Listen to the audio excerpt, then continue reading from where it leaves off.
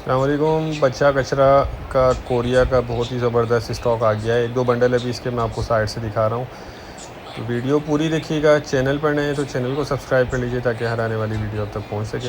अच्छा, इसमें देखें ये मिक्स चिल्ड्रन वेयर होता है, चिल्ड्रन विंटर वेयर, ठीक है।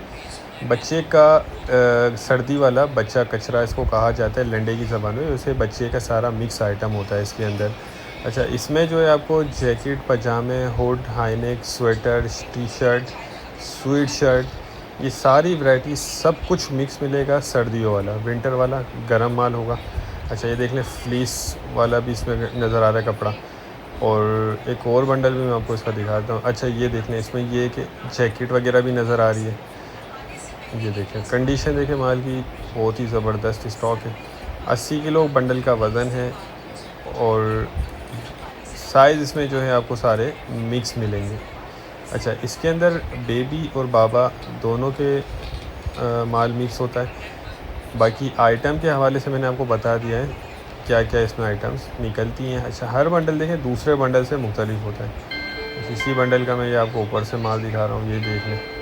ओरिजिनल बाहर की पैकिंग है, तो जिसको भी चाहिए वो रब्ता कर ले। स्क्रीन पर नंबर चल रहा है। रेट जो है इसके 10,500 रुपये हैं, ठीक है।